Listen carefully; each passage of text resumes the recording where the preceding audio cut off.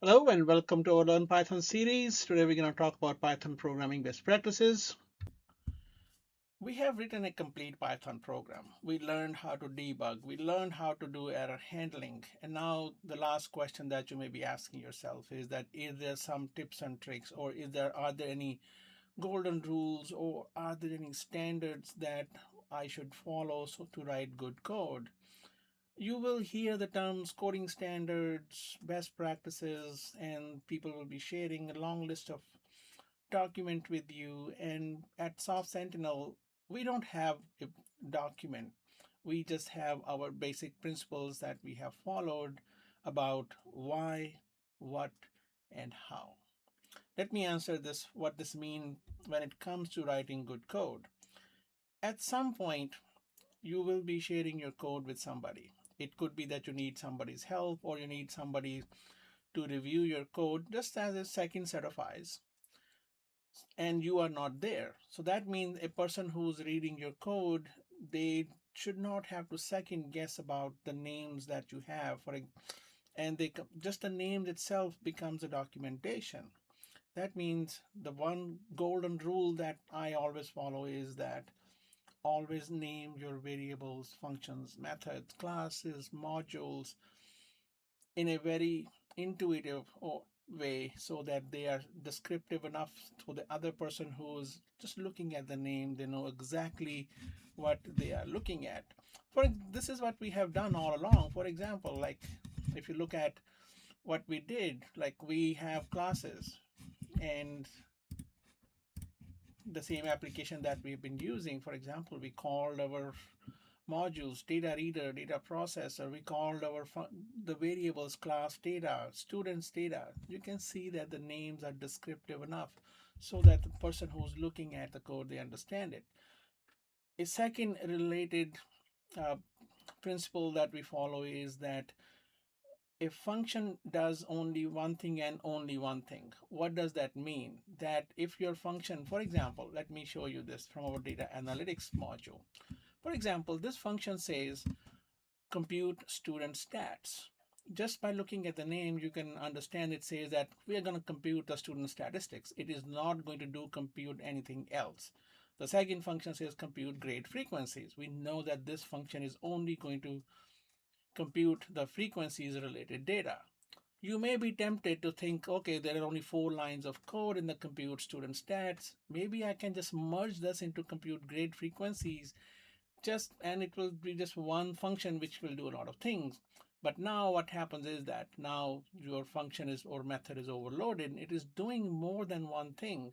And person or even you, like when you start looking at it, then they say, and at some point you want to change how you compute stats. Now you will end up changing one big function. And if you keep the a very basic principle that a function should do one thing and only one thing, it becomes very easy to manage. The second principle that we follow is that when you have completed your program and now you give it to somebody to use it, at some point there will be some problems may happen or they're not getting results they want and you're not there to answer. So now it will take a long time for a person to debug or figure out what is wrong with it, or since you are not there and you need the information what went wrong. And this is where we say that log as much information as possible. For example, you look at this analyze function, we are saying print, see a lot of print statements here, which is print reading data file, print performance, print processing student data, print performing data analysis, print computing marks. That at every step of the way we are printing that what step we are in at the moment. So how does this help? When somebody says I am not getting the results, or there is an error, or the application has crashed, all you just have to tell them is, can you send me the log file or the screen print of the whole execution sequence that has taken place? Because just by looking at it, when you based on what was the last statement that was printed, you know what was expected next, and that did not show, and you know exactly know where the application broke down. And obviously there will be a traceback printout also. So by using this data, these simple messages, along with the traceback, it becomes very easy for you to answer the question to a person even when you are not there. And it makes it debugging and fixing the problem very easy. So again, we don't need a big 10-20 page document to describe our rules of writing good code or coding standards or tips and tricks.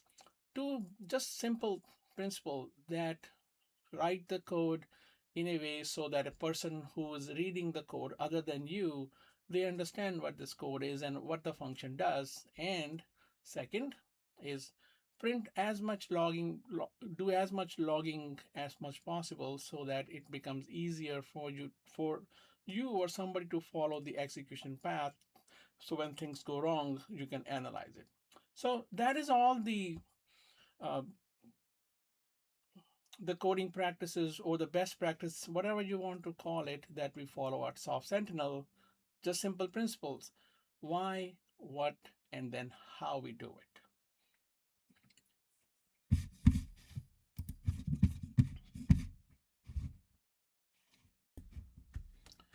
A good way to summarize this best practices lesson is that good programmers don't just write program that works. They write program that others can read, maintain, and enhance as needed. Thanks for learning with us. Do subscribe and like our channel. For more information, do visit our website. Till next lesson, take care. Goodbye.